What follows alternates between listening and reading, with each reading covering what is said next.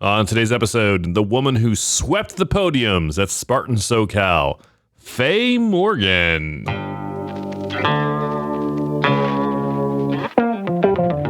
Welcome to the OCR Report podcast, brought to you by the OCRReport.com. We are the only podcast to focus exclusively on the elite sport of obstacle course racing, from Spartan to Tough Mudder to the OCR World Championships, and wherever the elites are racing, we are there. My name is Will Hicks, and this is the OCR Report. Welcome back to the OCR Report podcast. My name is Will Hicks. Thank you for listening. How are you doing? It is the end of January. Can you believe we're already 1/12 of the way through 2022? There used to be a joke that there used to be a thing when the new year rolled over. People would say, I'm still writing 2021 on my checks. But that joke doesn't work anymore because literally 70% of you are like, what's a check? A check is a piece of paper. The bank would give you like a book of these pieces of paper called a checkbook. And if you wanted to pay your bills, you had to fill it out. And you have to like write out the dollar amount you wanted to pay, like your cell phone bill, your landline bill. You have to like write out the number, and then you have to write out who you're paying it to, like, and you had to write it in cursive. I don't know why. It was just a rule. But then like after you wrote the number in the little box, you had to spell out all the words in the box. So it was a thing. Anyway, the joke doesn't work anymore. And explaining it, honestly, the best jokes are the ones you have to explain, right? Anyway, so we're already a 12th of the way through 2022, and I'm still scrolling my click wheel to 2021. Yeah, look, they can't all be bangers, okay? Hey, on today's episode, Faye Morgan. Faye is a stud athlete that I've wanted to talk to for a while, and I finally got a good excuse. She swept the podiums at Spartan SoCal this weekend. She got first place at the Spartan Super on Saturday, and then first place on Sunday as well at the Sprint. Before we talk with Faye, let's talk some news. This past weekend was the unofficial kickoff of the 2022 OCR season. There were a few smaller local races beginning of January, but this past weekend is really when we started the 2022 season. Spartan had a event in SoCal. Tough Mudder also had an event in SoCal, different venue, about an hour away, both in SoCal. Crash Dash OCR had their first event of the year in Austin. They're a small race series in Texas that if you're interested in, you should check them out. Great, look for Grit Games or search for Crash Dash OCR. Abominable Challenge. There was a snow race in Lake Geneva, Wisconsin. And then the KC Timber Challenge. They're another small, they're actually a venue that has their own OCR race series at their venue. So 5 races around the country, cold. I was going to say hot, but Southern California was not hot this weekend. I ran Tough Mudder. I'll tell you a little bit about it. But anyway, it's good to see everyone back in action. At the Spartan Sprint, Spartan Super and Spartan Sprint in SoCal this past weekend. Let's talk results for the men and then results for the women. For the Spartan Super on Saturday, the men's podium, in first place, Rylan Shadag. In second place, Hawk Call. And in third place, Glenn Race. For the women's podium, in first place, Faye Morgan. In second place, Chloe Melikian. And in third place, Makina Smith. And then for the Spartan Sprint on Sunday, in first place, Rylan Shadag again. In second place, Glenn Race. And in third place, Nick Moultrie. And for the women's podium, the Spartan Sprint on Sunday, January 30th. In first place, Faye Morgan. In second place, Makina Smith. And in third place, Leah Duhan. Congratulations to those winners. at Tough Mudder in SoCal, about 50 miles south of where Spartan was doing their thing in Glen Helen, at Glen Helen Raceway in San Bernardino. I was at Tough Mudder San Bernardino, Tough Mudder SoCal in San Bernardino. This venue is if you want to hear more about it, I'll tell you a little bit about it here. But if you want to know like the whole deal, go listen to the next episode of World's Toughest Podcast.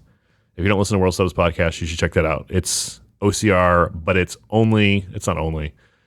We talk about any obstacle course race you want, as long as it's World's Toughest Mudder. And, Tough Mudder adjacent races or World's Toughest adjacent races like Tough Mudder SoCal.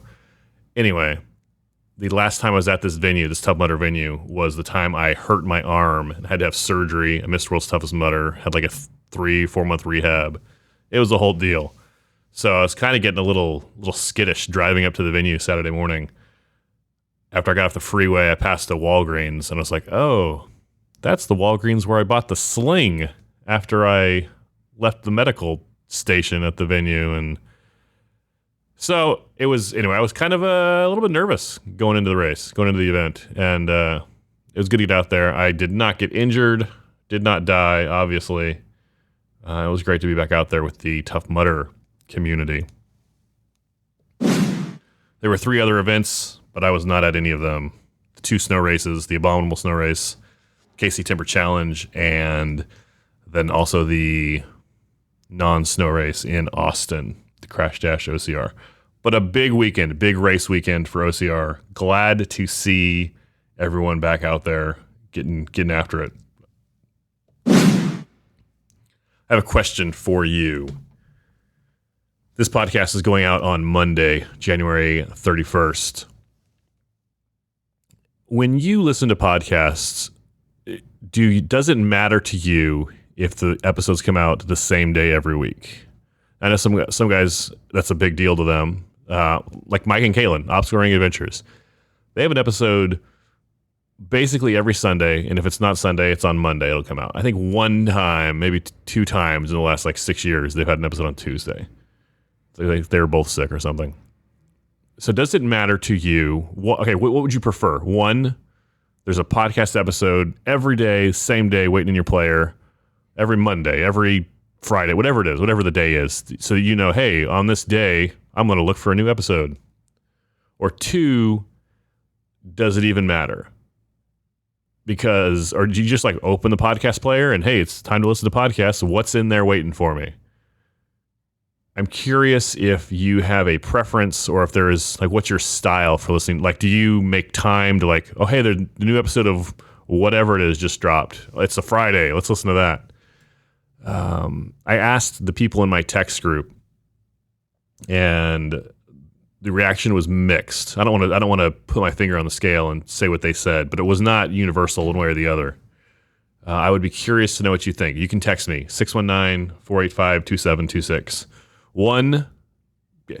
Text me 1 for I like it the same day every week. Text me 2 if it doesn't even matter, and whatever comment. You don't have to just text a number, but that's what I'm looking for, what I'm interested in. Is it worth the extra effort and work to make sure that it's out on the exact same day every single week, or are you just hey, look, there's a new episode, I'd like to listen to it? Let me know. Shoot me text 619-485-2726. Let's read some iTunes reviews. 5 stars. 5 stars. 5 stars. 5 stars. 5 stars. 5 stars. 5 stars. No reviews. No reviews today. But in lieu of reviews, ILOR, as they say, could you do me a kindness? Could you go to Spotify, specifically Spotify, not Apple Podcasts, not Podbean or whatever. Go to Spotify and search for the OCR report and click 5, or just leave a review. You can leave whatever number you want. 1 star, 2 stars. I've done this joke before. Or 5 stars. I would be grateful. The OCR report, and if you're there, World's Toughest Podcast would be awesome as well. Spotify is now accepting ratings, not reviews, but ratings for their podcasts. It'll help us be found by more listeners. Very excited to talk with Faye Morgan. Faye is, I don't know how to describe her. She's like right there at the top of the list of the women who can do some damage in a big race. So yeah, and she won both races Saturday, Sunday. First, she's undefeated in the 2022 race season. How many other women can say that? Well, I guess technically every woman who did not race yet this year can say they are undefeated. But Faye's won 2-0 against everybody. Anyway, very excited to talk with Faye. It's time to talk with Faye Morgan. Let's go to the phones. Faye Morgan, welcome to the show. Good being here. Thanks, Will. Faye, I don't think you and I have ever talked on air ever. We've chatted a lot online, but it's good to talk to you in person, as much as this is. Right. And apparently we live super close. So maybe next time we'll do it in person. We were just talking about that. In-person interviews kind of went away for a while because of everything. But it's we should. We're about an hour apart here in Southern California. Yeah, easy drive. So Faye, you had a good race weekend this weekend. You ran at the SoCal Spartan Super and Sprint. How did you do in those two races? It went really well. I did miss the spear on Saturday, but I had a big enough lead that I kind of was able to battle back. It's like as soon as I had my 30th burpee, a super strong SoCal woman named Chloe Melican hit hers, and then just kind of slowly pulled away with about, a couple miles left. So I had a little bit of time to make up for it. Next day I knew I couldn't afford the sprint. It almost felt like a stadium on like dirt, the way that it was set up. It was just fast and furious, not super hilly, almost like a cross country race. And yeah, it was like 3 miles on the dot. And unfortunately I hit my spear, and all the other fast women were fast on my heels. So had I not, I think I would have ended up like 4th or 5th. So you won both races this weekend. Congratulations. Thank you. Have you done that before? Where you win Saturday, win Sunday? Monterey last year in August was a reschedule. They canceled it in June because June 15th was a day where California was open again. So they rescheduled for August. And not to take away from the win, but not a ton of like high level girls were there. The following weekend was West Virginia. So a lot of them chose to not come down and race that. So I did back to back on those days as well, but actually ran terrible. I failed a few ops. It was super dewy and wet, and just made some mistakes that looking back, I'm glad I did, because I've kind of shifted. I fell off twister. I fell off beater, just kind of just silly mistakes, and haven't, fallen since. So I'm actually kind of glad from those learning experiences. But yeah, Monterey, I hit both days back to back. Yeah, there's no shame in that game. I mean, whoever shows up, and whoever wins, wins. That's a good weekend. I think from my background in athletics and, playing collegiately, it's always like, well, their star center didn't show. So is a win? I always kind of go back to that, but it's true. Whoever shows up, that's who the battle's against. You know what? When you're reading the paper the next day, all it says is W or an L. Like that's anyway. Yeah, no, I hear you. Hey, so tell me about your plans for 2022. I saw in a post on Instagram, you're talking about racing more strategically, or picking your races, maybe not racing as much. What are your thoughts for the rest of the year? So I kind of just race 1 month at a time. I don't really have like a long-term plan. But last year just felt like I was just racing too much, and it was great and had a great season. And, I maybe wouldn't have changed it, but things are kind of shifting as our kids get older. We have an 8th grader, a 5th grader, 2nd grader, and a kindergartner. And it's just hard when mom leaves all weekend, and my husband's more than equipped to handle it. But, the family, it takes a toll on the travel and the time away. So I just want to be a little bit smarter. Like maybe I don't need to stay for the Sunday race, or fly in and out on one day, or just go for the national series races. I don't have to, hit all these local ones. And then I'm kind of, gauging it off of how my body feels. I'm 44. I think I might be the oldest person on the pro team. And every year I'm like, hey, this might be my last year. This is it. And I keep kind of like, well, just one more year. I've got some injuries I'm working through. So I usually just kind of go off feel, but, I think for now I'm going to go after the U.S. National Race Series just because for us West Coasters hitting, Big Bear, San Luis Obispo, and then Utah's pretty easy. And then actually Mexico, I was talking to Natalie Miano. It's a pretty quick flight from Tijuana. So us San Diegans can actually drive over the border and then fly out from Tijuana. It's an easy flight. So I think we'll probably hit up that one. So That's a little hack that San Diego people know about is you drive or even walk across the border. Walk over that bridge. Jump on the airport, and it's better than flying out of the San Diego airport a lot of times. Yeah, I've never done it, but I've heard great things. So I think, why not? So, yeah.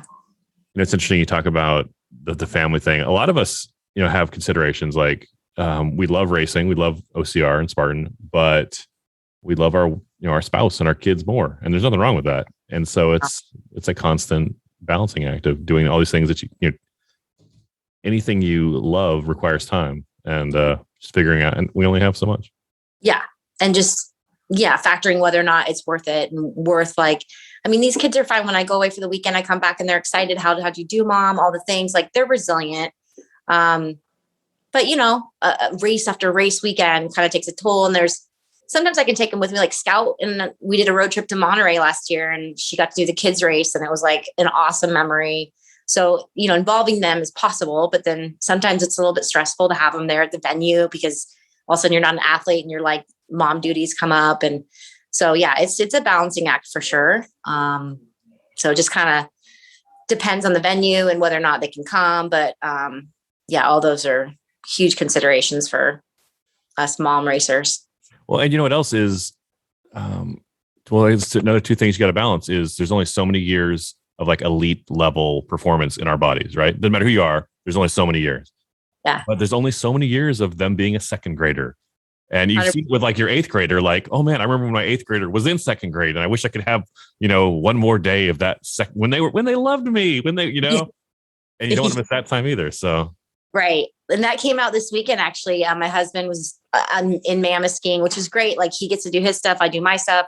But I kind of had to like single mom this weekend and figure out how to make it work. And Logan had a game at like 11:15 back in Temecula. So it was like, okay, either I stay for awards or, I'm going to miss my kid's game. So I chose to drive back and not stand on the podium, which is fine. And I was so glad I did because it meant a lot to him, so it's just like choices you make to kind of make it work. Yeah. But then and I don't want to harp on this, but I know with my kids, like sometimes, I did Tough Mudder this weekend. They get back and, you give your kid the headband and they're like, oh, how'd it go, Dad? And they're kind of proud of you that you're not just like, sitting on the couch watching football all weekend or there's nothing wrong with that. But you and I talked online once and we said that if there was a category for most miles per kid born, like miles per capita, that you'd be dominating the competition. Something like that. Right. So you mentioned the Elite National Series. Are you going to go to Mexico, maybe Canada also? So I think I'll try for the Mexico one. He did definitely talk to my husband about it. I haven't really laid out my race schedule to him. So I've got to get some buy-in on that, but probably won't hit the Canada one. The restrictions are still up with travel. So I kind of will feel that one out. Although I'm from the Pacific Northwest. My father lives up in Everett still. And so I think it's a BC race, I want to say. So I think, it's not impossible to get up there. But I think if there is going to be a drop race for me, it'll be that one. So it's interesting this year. There's 5 races, 3 in the US, 1 Mexico, 1 Canada. And you have to do, you don't have to do, but 4 races count. So if if you want to win, whoever wins the series is going to run at least 4 races, right? We don't know who that is. Mm-hmm. But it's interesting. With talking with athletes, it sounds like most of them would prefer to do the Canada over Mexico. But I don't know if they, like you said, the travel restrictions, I don't know if people are going to be able to get into Canada to do that. Yeah, like it's big. If you're not vaccinated, you're not going, basically. I am. But I was like a year ago now. So it's like, are you going to need your booster? Like, is there going to be testing? I just had COVID so that at least I won't hopefully have COVID during travel. But, it's just a lot of questionable unknowns with Not that. that, not that anyone wants to get COVID, but once you have it, I had it last August. You kind of feel invincible once you get out of it. You're like, I got it. Like, all right, Yeah, I got this. do your worst, COVID. I'm good. Yeah. And fortunately, maybe you can tell me about your experience, but the Omicron wasn't terrible. It was like having a bad cold. I still have a residual cough. I almost didn't race Sunday because of it. It's been weeks now, so I'm clear, but I can still feel that kind of COVID hangover. Yeah. But it wasn't bad. Just like a bad cold. No, I got the Delta like before even you knew what Omicron was. And like I lost all my taste except for salt. So everything tasted salty for like a week and a half. It was, we didn't lose any of our smell or taste, which was kind of nice. So talking about picking your race schedule for the year, what does a good race schedule look like for you? Is it one race a month? Is it just kind of depend on when they're scheduled? Yeah, that kind of feels doable. I'm even trying to figure out if I'll race in February. That's when Jacksonville's going. And I've done that the last 2-3 years they've had it. And there's an Arizona race I could go to. So I feel like kind of that once every month race weekend is doable. Beyond that, it starts to feel like, kids are like, oh, you're going again. Like it's just almost too much. So That's kind of what I'm going for. That's kind of the deep balance or the deal we've made in our family too, is once a month is you can get buy-in on once a month. One more than that, it's kind of like, what's going on? Yeah, 100%. Do you have any plans for races outside Spartan, OCRWC, or anything else? Not right now. There's a really good SoCal Trail series. I'll probably do a couple of those, but nothing really coming to mind. I would love to hit the Savage just because they're so obstacle intense. But again, they're more like Texas and East and kind of tough to get to. But I have a lot of friends that are kind of going for those. I talked to Rachel Waters this weekend, and then Emily is also going to be going after the Savage races. So it's going to be exciting to watch. I think Miranda is also going to be doing those. I'd love to do one, but I'll just have to take a hard look at the calendar, see if it can work out with what Spartan's got going on. And so for now I'm sticking to Spartan, and it feels like enough.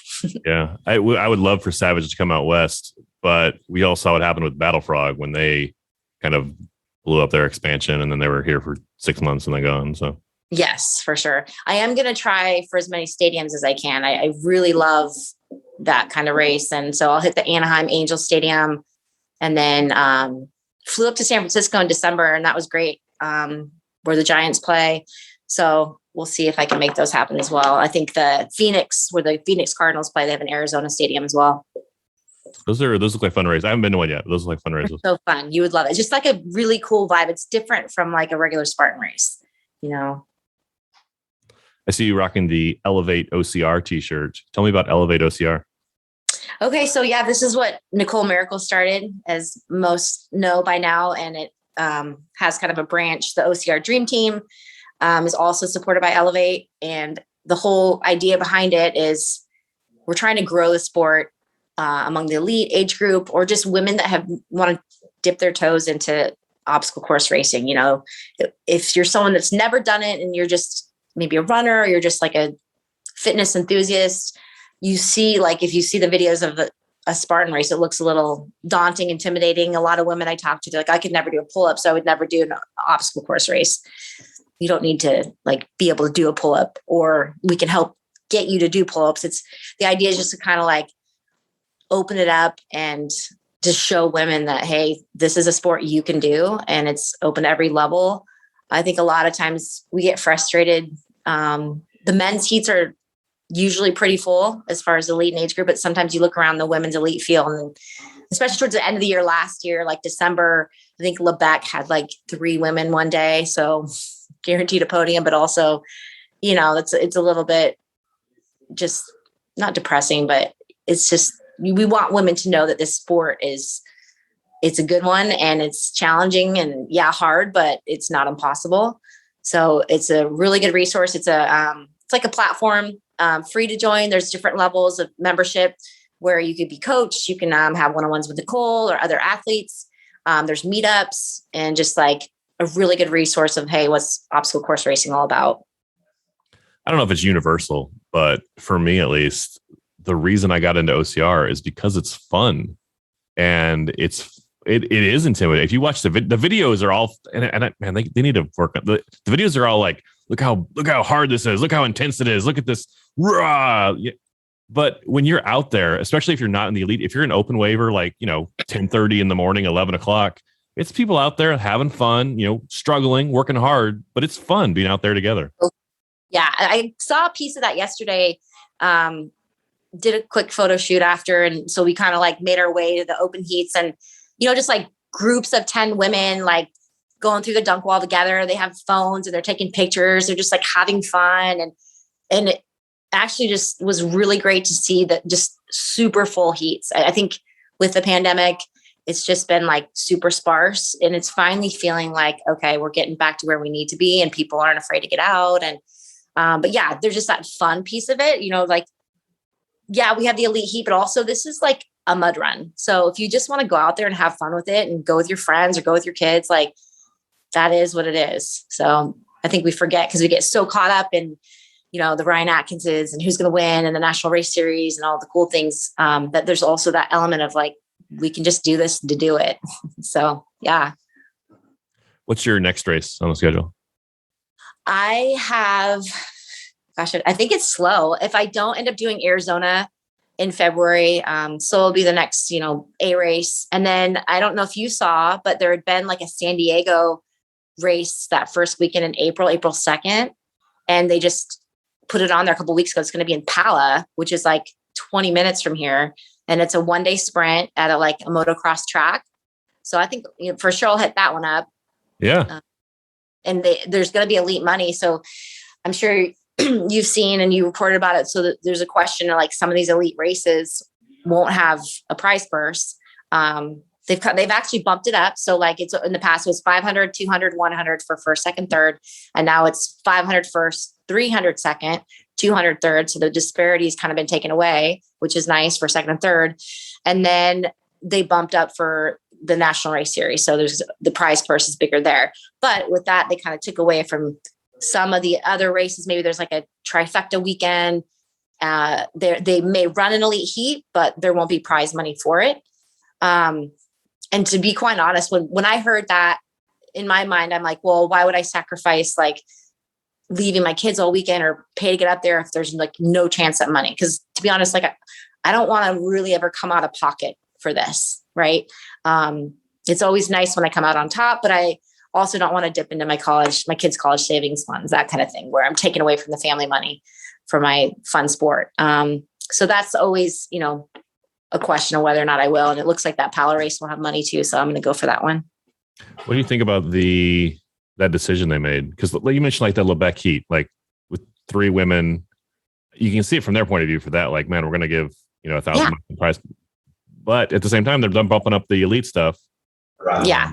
What are your thoughts on that? So, I always am like, where are these Spartan decisions coming from? We are quick to judge. We're quick to question. And I think what we have to remember is that Spartan's a brand. Spartan's a company. They're trying to make money at the end of the day. So that's part of it.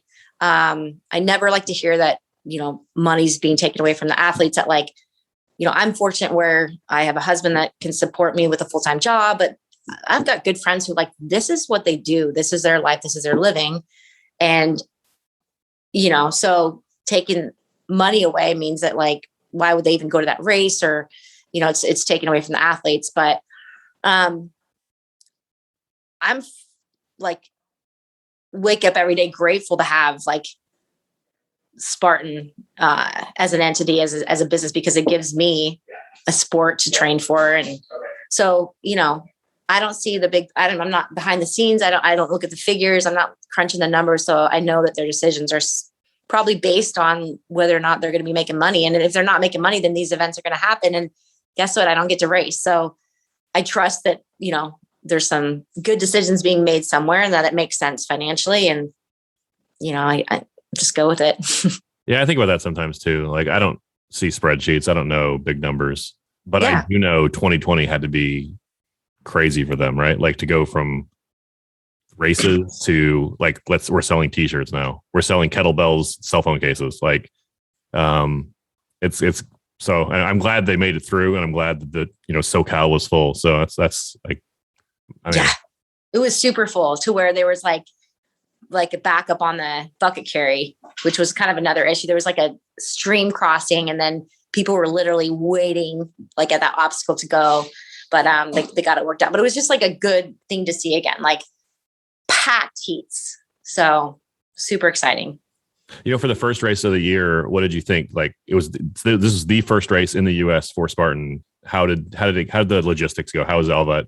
I'm always impressed when these events come together. Like, you think about like the build crew and like what it takes to even like put the beater together and like set up the rope climb. Like, you're like looking up like, where'd this come from? Like, I'm just always amazed by it. Maybe because my military background and I know kind of what it takes to like logistically get like gear and equipment to a place, and then to like get people to get that up and running and make it safe for people to climb on, and like, structurally sound, all the things that have to come together. And then even like the Southern California or the California races, like permits and like environmental stuff, and like that it all comes together like it does. Like, I'm always just like, wow, this is impressive. I was doing a cool down run and saw the crew like taking down the beater yesterday. And it's just like, these guys are like super dialed, and I'm sure the kits are put together so it's not super hard, but I'm just always impressed when it comes together. Like all the moving pieces, like registration, and then like awards, and like the I don't know. It's just, I'm always like just blown away. And I think it's awesome because I'm like, it gives you so much easier just to like have a trail race and show up and nothing else is there. But, I can't even imagine being in charge of one of these and making it happen. So yeah, it all came together great.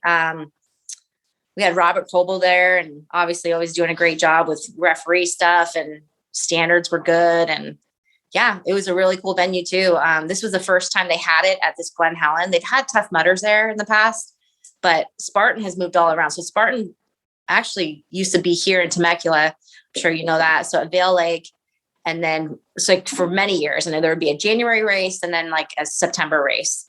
And there was like some sort of selling off of the water division down the lake, so no more events could be there. So then they shifted. They did Pala one year, and then they've done it at Lake Elsinore.